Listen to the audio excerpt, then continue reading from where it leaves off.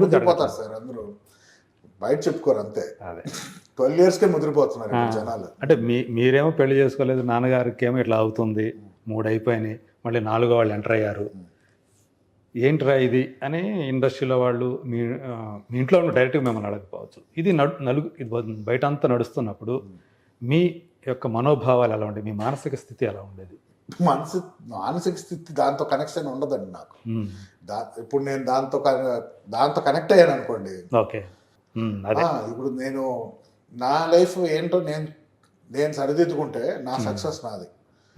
దాంట్లో నేను పెట్టాల్సిన 100% ఎనర్జీ ఇంకొకరు ఇప్పుడు అనవసరంగా ఇంకొకరి లైఫ్కి అవసరం లేని దానికి నేను ఎనర్జీ పెడితే నేను ఫెయిల్ అవుతాను. అనవసరంగా వాళ్ళకి అవసరం లేదు నా అడ్వైస్. ఒకటి, బయట అందరూ మాట్లాడుకుంటున్నారంటే వాళ్ళు ఎలా మాట్లాడుకుంటారు, గాసిప్గా మాట్లాడుకుంటారు.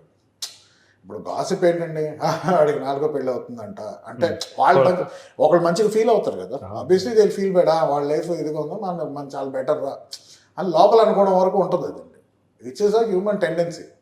సో ఇప్పుడు అలా అందరూ ఫీలింగ్స్ నేను అకౌంట్లో తీసుకోలేను.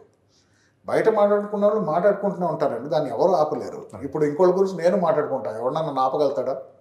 ఆపలేడు కదా. నేను తక్కువేం కాదు, నేను చాలా గాసిప్ చేస్తాను. మీరు ట్రోల్స్ అంటారు నన్ను, నేను ట్రోల్లో నాకు ట్రోలింగ్స్ నేను ఇంకా పెద్ద ట్రోల్ అందరూ కన్నా, నాకు ఇష్టం ట్రోల్స్ ఇంకా. సో అందుకే నేను ఇంకోటి కంప్లైంట్ చేయను.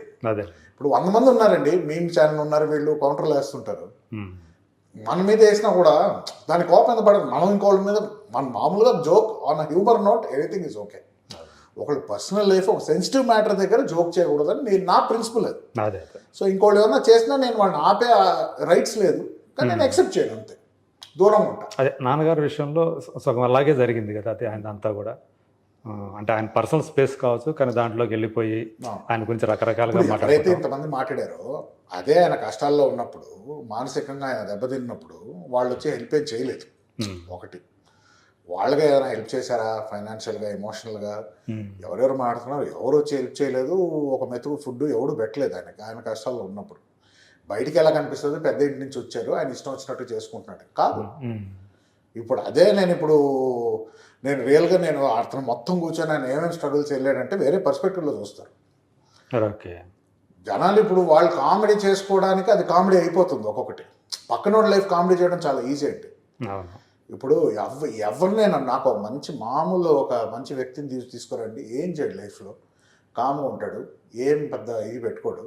వాడిని నన్ను జోక్ చేయాలంటే నాకు ఒక 1-2 minutes పట్టదు. ఎవరినైనా జోకర్గా మార్చేయచ్చు. ఇప్పుడు ఒకళ్ళ పర్సనల్ ఫీలింగ్ వల్ల వాళ్ళు మాట్లాడే అది పబ్లిక్గా అది వాళ్ళకి నచ్చేసిందంటే అది ఆయన గురించి మాట్లాడుతుంది, అది వాళ్ళ మైండ్ సెట్ గురించి మాట్లాడుతుంది. పాపం అది ఎప్పుడు ఒకళ్ళు అనేవాళ్ళు వాళ్ళు హర్ట్ అవుతున్నారు కాబట్టి ఇంకోళ్ళ గురించి హర్ట్ఫుల్గా మాట్లాడతారు. కానీ ఇప్పుడు నిజంగానే నరేష్ గారు వచ్చి ఎవరినో పర్సనల్గా ఎఫెక్ట్ చేశారా వాళ్ళ ఫ్యామిలీ? లేదు కదా. సో ఎవరైతే కామెంట్లు వేస్తున్నారో అది థింక్ వాళ్ళ లైఫ్ వాళ్ళు చూసుకోవాలి, కానీ వాళ్ళ రీజన్ వాళ్ళకి తెలియాలి. ఎందుకు ఇంత నా కోపం ఉంది, ఎందుకు నేను పలానా యాక్టర్ మీద తీర్చుకుంటున్నాను, నేను ఎందుకు సరిదిద్దుకోలేను నా లైఫ్ అని ఆలోచించకపోతే ఇలాగే వస్తాయి బయటికి. దట్టు మళ్ళీ నాన్నగారు తన లైఫ్కి దగ్గరగా ఉండే మళ్ళీ పెళ్ళి అనే సినిమా చేయటం, ఇప్పుడు మీమ్స్ చేస్తారు, 100 మాటలు అంటారు, ఎవరిని ఆపుతున్నారు? లేదు కదా. ఆయన సినిమా చేసుకోవాలనుకున్నాడు, చేసుకున్నారు. సింపుల్, ఇట్స్ బిజినెస్ కదా లాస్ట్కి. Commercial exactly. మీరు ఎందుకు అంటే మామూలుగా పెళ్లి మీద ఇంకా ధ్యాస మళ్ళలేదా, లేకపోతే ఇప్పుడే వద్దా ధ్యాస? ఎందుకంటే ఫస్ట్ నా లైఫ్, ఇప్పుడు నేను ఇంకొక అమ్మాయిని నాకు తెచ్చుకున్నాడు, లైఫ్ నా కెరీర్ ఎటు వెళ్తుందో నాకు తెలియదు. దాని గురించి ఇప్పుడు కరెక్ట్ స్టెబిలైజ్ అయింది అంటే ఒక ఐడియా ఉంది, ఇప్పుడు నాకు క్లారిటీ వచ్చింది. ఓకే, పెళ్లి టైంలో అవ్వాలని కాదు కదా, అల్టిమేట్లీ లాస్ట్ వరకు ఉండాలి. లేకపోతే చేసుకోకుండా సంతోషానికి చేసుకోవాలి, నిజంగా చేసుకోవాలనిపిస్తే చేసుకోవాలి, ఏదో చేసుకోవాలి కాబట్టి చేసుకోకూడదు. సో అందు గురించి ఇప్పుడు ఎప్పుడైనా చేసుకోవచ్చండి, తప్పేం లేదు. కరెక్ట్ ఎప్పుడు టైం, నేను అర్జెంట్గా చేసేసుకొని ఇప్పుడు మా ఇద్దరు వర్కౌట్ అయిపోయి వెళ్ళిపోతే అది కరెక్టా? లేకపోతే కొంచెం లేట్ అయినా పర్వాలేదు, 100 మంది ఇంకా పెళ్లి పెట్టకలు లేదని అంటారు, ట్రూ. బట్ వాళ్ళకి నా ట్రావెల్ తెలియదు కదా. ఎవరన్నా ఉండారా? లేదు, ఇప్పుడైతే సింగిల్ అండి, నిజంగానే ఇప్పుడేం లేదు నాకు. రెండు నాకు ఒకటే అమ్మాయి లవ్ లైఫ్ అనేది ఒకటి నాకు కరెక్ట్గా, ఇంకా నేను దాన్ని గెలవలేకపోయాను. నేను ఎప్పుడు అంటే ఉన్నారు ఆ కన్ఫ్యూజన్స్ వల్లే కదా. కన్ఫ్యూజన్స్ ఇప్పుడు నాకు వర్క్ ఇవ్వండి, సినిమా వర్క్ ఏదైనా నేను చెప్పగలుగుతా వెంటనే, నాకు ఏ పనైనా ఇవ్వండి చేసేయగలుగుతా. నాకు తెలిసిన విషయాలు కొన్ని, అది అయ్యో, మానసికంగా ప్లాన్లు చేయడం ఇలా ఉండాలి అది అనుకునేది వర్కౌట్ అవ్వలేదు నాకు. సో ఇన్స్టింక్ట్ ప్రకారం టైం కరెక్ట్గా ఉన్నప్పుడు కరెక్ట్ అన్నది వస్తుంది అన్నట్టే అలాగే అంతే వదిలేసాను. వస్తే వచ్చారు, లేకపోతే లేదు, అంతే సింపుల్. ఈ సోల్ ఆఫ్ సత్య మీ దోస్తు సాయి తేజ్, స్వాతి కూడా దోస్తే అనుకుంటా కదా. యాక్చువల్ వాళ్ళిద్దరు క్లాస్మేట్స్ అని చెప్పారు వాళ్ళు. వాళ్ళ క్లాస్మేట్స్. నాకు తేజ్ క్లోజ్, స్వాతి నాకు అలా తెలుసు డేంజర్ వల్ల. తేజ్ ద్వారా కలవలేదు నేను, నాకు డేంజర్ తో పరిచయం అయింది. అప్పుడే పరిచయమేనా? డేంజర్ అప్పుడే. డేంజర్ నేను ఎడిటర్ కదా. అవును, ఆ ప్రాజెక్ట్ కే పరిచయం అయింది. ఇద్దరు ఎడిటర్లు, మీరు ఒక డిజిటల్ ఎడిటర్, లోకేష్ ఎడిటర్. అంతే అంతే చేసేది ఒకటే, ఇద్దరం చేసాం. నాకు కార్డ్ లేదు కాబట్టి డిజిటల్ ఎడిటర్ పెట్టారు. అదే యూనియన్ ప్రాబ్లమ్స్. సో అందుకు యూనియన్ ప్రాబ్లం అలా పెట్టారా మీది? ఓకే. సో అప్పుడు అంటే కార్డు లేకపోతే ఎడిటర్ వేసుకోకూడదు అని ఒక రూల్ ఉండేది. డిజిటల్ ఎడిటర్కి అయితే వేసుకోకూడదు అని రూల్ లేదు. గొడవ లేదు, డిజిటల్ ఎడిటర్ వేసారు, ఒప్పుకున్నారు అప్పుడు ఎడిటర్స్. సో అది ఇప్పుడు ఆ నెగిటివ్ అనేది లేదు, నెగిటివ్ కట్టర్స్ అనక పని లేదు. ఇప్పుడు అన్ని డిజిటల్ అయిపోయింది మొత్తం. చెప్పాను, మీరు ఇంతగా పట్టుకుంటున్నారు, ఈ డిజిటల్ అనేది ఉండదండి, ఈ రీల్ అనేది వెళ్ళిపోద్దండి కొన్ని రోజుల్లో. అది కోడాక్ మూసేస్తున్నారు. అప్పుడే చెప్పేవారా? కోడాక్ మూసేస్తున్నారు, మనకు అప్పుడో న్యూస్ వచ్చేసింది డిజిటల్ అయిపోతుందని వచ్చింది. ఎందుకంటే ఇప్పుడు ఏదైనా కూడా మ్యానుఫ్యాక్చరింగ్ ఒక పాయింట్ తో ఆగిపోద్ది కదండి. Digital is more sustainable future.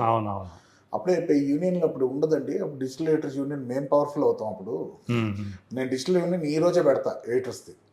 అప్పుడు మీరు వస్తారు డిజిటల్, అప్పుడు ఎడిటర్స్ చేయడానికి లేదని పెడతా.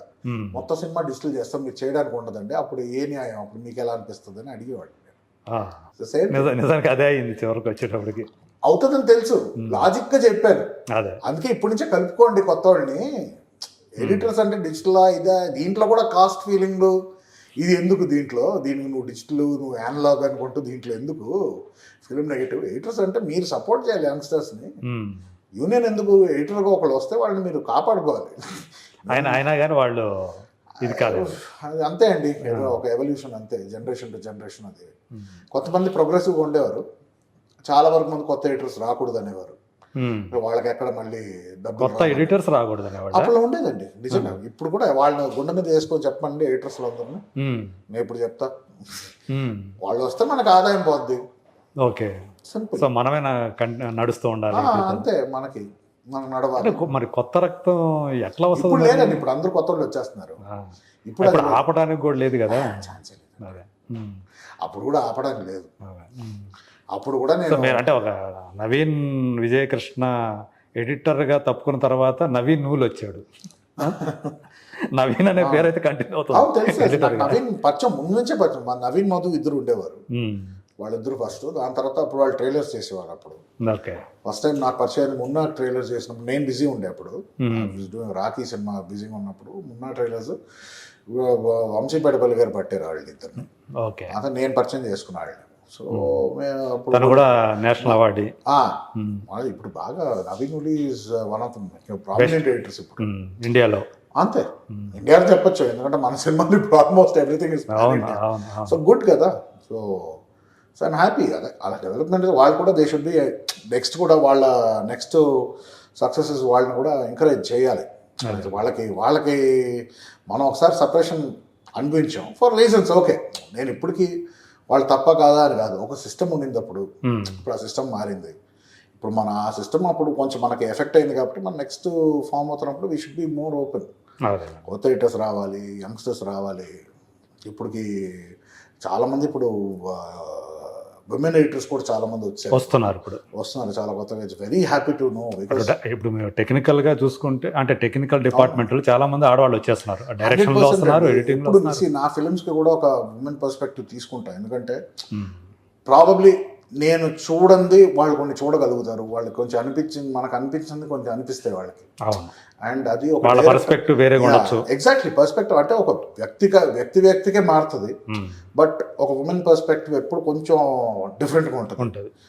డెఫినెట్లీ కొన్ని వాళ్ళు చూస్తారు, మనకు అనిపించేది వాళ్ళకి తెలియదు, మనకు తప్పు అనిపించింది వాళ్ళకి తప్పు తెలుస్తుంది. వాళ్ళకి direction if I'm trying to narrate something it has to make sense. As a director నేను అన్నీ తెలియకపోయినా మాక్సిమం నాకు ఎంత రీసెర్చ్ చేయగలుగుతాను ఆ క్యారెక్టర్స్ గురించి, ఏం చెప్పదలుచుకున్నా అనే దాంట్లో ఆ లూప్ హోల్స్ కానీ అందరి దగ్గర మాక్సిమం నాకు కుదిరినంత వరకు తీసుకుంటాను. ఓకే. సో అందుకు it works that way. So అలా ఉండాలి. వెరీ ఇప్పుడు సోల్ ఆఫ్ సత్య కూడా అలా తీసుకున్నారా ఏమన్నా? రైటర్ కడలి అమ్మాయి రైటర్ దానికి. ఓకే. మనకి మ్యూజికే శృతిరంజని పాడింది ఆవిడే, కంపోజిషన్ ఆవిడ, వాళ్ళ ఆవిడ మ్యూజిక్ డైరెక్టర్. అతనికి తనకి హెల్ప్ చేసిన అతను సాకేత్ కమండూరి అని అతను సింగర్ ప్లస్ ఆయన మ్యూజిక్ డైరెక్టర్ కూడా. అతను అరేంజింగ్ మిక్సింగ్ అవన్నీ చేస్తాడు ఆయన. సో అంటే ఫ్యూచర్లో అతను starting music direction already 2-3 projects చేస్తున్నారు అతను కూడా. సో అతను వాళ్ళందరూ ఒక టీం. సో వాళ్ళ సొంత చెల్లెల్లాగా శృతి. సో కరెక్ట్ కాంబినేషన్ అది. ఆ సాంగ్ వచ్చి ఫస్ట్ ప్రోమో, తర్వాత సాంగ్ వచ్చిన తర్వాత అరే భలే ఉంది, క్యూట్ గా ఉంది కదా, పేరు కూడా చాలా క్యూట్ గా. మ్యూజిక్ వీడియో ఫుల్ వర్షన్ కాదండి, 22 వర్షన్ ఉంది. అది ఇప్పుడు అవుతుంది, CG అవుతుంది. మీరు రిలీజ్ చేసినంత 3 minutes లేదండి, 6 minutes 7 minutes దాకా ఉంది. ఓకే. 6 minutes చేంజ్ ఉంటుంది. ఒరిజినల్ 22 minutes 24 minutes వస్తుంది ఇప్పుడు. ఓకే. సో దాని తగ్గ కానీ ఇది మీరు చేసిన 6 minutes ఆ చిన్న వర్షన్ బాగా వెళ్ళిపోయింది కదా, అది బాగా మీకు రెస్పాన్స్ బాగా వచ్చిందండి. Response is good. అంటే నేను ఎక్స్పెక్ట్ చేసిన దానికన్నా కొంచెం బెటర్ రెస్పాన్స్ వచ్చింది. I was happy. అది కూడా Tej also is there and good music, everything it added to. And okay, వాళ్ళకి ఆ పేట్రియాటిజం మీద బాగానే రెస్పాండ్ అయ్యారు. సో ఇద్దరు హ్యాపీ. అంటే మెయిన్ గా స్వాతి హ్యాపీ కదా. Swathi is very happy. So మీ ఫ్రెండ్ మీ గురించి చెప్పండి. తేజ్ మనకు తెలుసు, మీ ఫ్రెండ్ బాగా క్లోజ్ ఫ్రెండ్స్. అప్పుడు ఆ టైంలో తేజ్కి యాక్సిడెంట్ అయినప్పుడు నాన్నగారు కూడా మాట్లాడారు.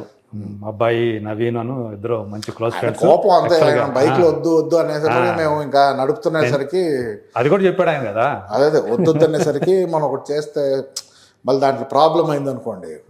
ఫస్ట్ ఫ్యామిలీలో రెడీగా ఉంటారు కదా ఎవరైనా, మా ఇల్లే కాదు ఏళ్ళైనా అంతే. అది వద్దురా అని చేస్తాడు. నీకు చెప్పానా లేదా అని చెప్పి స్టార్ట్ అవుద్ది. అదే ఫస్ట్ మొదలయ్యేది అదే కదా. ఇది కొంచెం పెద్ద ఈ ఫిలిం ఇది కాబట్టి అది మీడియా వరకు వచ్చింది, లేకపోతే 4 గోడల్లోనే ఉంటుంది, అంతే సింపుల్. మీరు కూడా అంటే మీకెందుకు భయం కలిగి బైక్లు అమ్మేయటం? అంటే ఇంకా ఒకటి అయిపోయాక ఇంకా అమ్మేద్దాం అంటే ఇక్కడ వరకు ఉంటుంది కదా ఇంట్లో. ఎప్పుడు ఒక్క చిన్న తప్పు చేస్తారో ఇలా కోసం చూస్తుంటారు. అదేదో అయ్యే ముందు నేనే సేల్కి పెట్టేశాను. వాళ్ళు అనక ముందర మీరే పెట్టేశారు. నైట్కి ఫోన్ చేసి ఇచ్చేసాను, నీకు వద్దు చాలు ఇంకా ఈ బైకింగ్ ఫేసు. ఎస్పెషల్లీ అదే ఒకటి అవుతేనే మనకు కూడా రియలైజ్ అవుతాం, సేఫ్గా ఉన్నప్పుడు అన్నీ బాగుంటుంది. సో అయ్యాక కరెక్ట్ కాదు, సరే వదిలేదు, ఎందుకు అనవసరం రిస్క్లు ఎందుకు లైఫ్లోనూ వదిలేసాం. ఇంకా తను 4 రోజులు ఆల్మోస్ట్ అంటే ఉంటాడా ఉండడా అని ఒక రకమైన భయం అయితే లేదండి. అది లైఫ్ థ్రెట్ ఏం లేదండి. జస్ట్ ఆ షాక్ నుంచి కోలుకోవడానికి ఒక్కొక్కరికి కొంచెం టైం పడుతుంది. మాట కూడా రాకపోవడం, అంటే టైం తీసుకోవడం, బ్రెయిన్ షాక్ లోకి వెళ్తుంది కదండి. ఫస్ట్ సడన్ గా ఇలా అయ్యేసరి ఉలిక్కి పడతాం కదా. ఒక్కొక్కరితో ఒక్కొక్కలా రెస్పాండ్ అవుద్ది ఒక్కొక్కరి బ్రెయిన్. కొన్ని ఫాస్ట్ కోలుకుంటే కొంచెం టైం పడతాయి. సో కొన్ని ఏమో మరి అది ఆ టైం ఆ ఇంపాక్ట్ ఇక్కడ ఫ్రాక్చర్ అవ్వడం ఇట్స్ ట్రామా కదా. ట్రామా నుంచి ఎందుకంటే మీకు ఆ ముందు ఎంత 10 నిమిషాలు ఉంటుందా 5 నిమిషాలు ఉంటుందా? లేదండి, తనకు ఆ యాక్సిడెంట్ జరగక ముందు మిమ్మల్ని కలిసి మీరు ఇద్దరు అంటే 20 minutes అంతే. సో ఇప్పుడే నాతో ఉన్న వ్యక్తి ఇలా అయింది అంటే అవును అవన్నీ ప్రాసెస్ చేసుకున్నాం. మీకు బాగా క్లోజ్ ఫ్రెండ్, కలిసి రోజు అంటే ఆ టైం అంతా నేను యాక్చువల్లీ అది ఇంకా ఒంటరికి ఉండేసరికి ఆ మూడు ఏంటో తెలియదు, అది అంతే అలాగే వెళ్ళిపోయింది. అది కూడా మీకు ఎఫెక్ట్ అయిందా? ఎఫెక్ట్ అవుతుంది, 100% అవుతుంది కదా. అంటే పాపం ఎందుకు వాడికి అలాగే జరిగింది అనవసరం. అది వాట్ ఎవర్ ఇట్ ఇస్, మనకు తెలిసిన వాళ్ళకి ఏదైనా జరిగిందని కొంచెం డిసప్పాయింట్ అవుతాం, కొంచెం ఎఫెక్ట్ అయిపోతాం. నార్మల్గా నాకు అంతే, నేను వెళ్ళి కామన్ నా రూమ్లోనే ఉన్నాను, నేను రాలా, ఇంకా బయటికి రాలా. ఇప్పుడు ఆ ఫీలింగ్ నాకే అర్థం. ఇప్పుడు ఏం చేయగలుగుతాం, దానికి ఏం చేయలేము కదా, కోలుకోనే వరకు ఏం చేయడం. మీడియాలోనే చూసి తెలిసిందా లేకపోతే మీడియా ఏం చూడలేదు అని లేదు. నాకు ఫోన్ వచ్చింది, మాకు తెలిసిన ఫ్రెండ్కి అక్కడి నుంచి ఫోన్ వెళ్తే దాని తర్వాత తనకు అక్కడ ఉన్నప్పటికీ ఫోన్ వెళ్ళింది. వాళ్ళు హాస్పిటల్ ఎత్తి పలానా హాస్పిటల్ ఉన్నారని చెప్పేసరికి వాళ్ళు వచ్చారు. నేను అప్పటికి నాకు ఫోన్ వచ్చి నేను వెళ్ళిపోయాను. ఇవన్నీ 40 minutes జరిగింది. 40 minutes పైన మేము వెళ్ళిపోయాం అటు హాస్పిటల్కి. 40-45 minutes 1 hour లో. అప్పుడు మీ ఇద్దరైనా ఉంది, ఇంకెవరైనా ఉన్నారా? లేదు, కలిసి మీ ఇద్దరే కలిసి సార్. అంటే ఫ్రీక్వెంట్గా రోజు కలుస్తారు? ఎవ్రీడే కలుస్తాం, నార్మల్గానే ఎవ్రీడే కలుస్తాం. అంత తిక్కు ఇద్దరు అంటే అంతే, ఇంకా ఆప్షన్స్ లేవు మా ఇద్దరికి. ఇద్దరు ఆప్షన్స్ లేదు. తను సోలో మీరు సోలో అన్నట్ట. అంతే అంతే ఇంకా కుదరక ఇంకా సో ఇద్దరు కలిసి మీ ఇద్దరు ఒకరికి ఒకరు అనమాట. అంతే అండి, బెటర్ అలా ఉంటాయి. ఎక్కువ కాంప్లికేషన్స్ ఉండవు.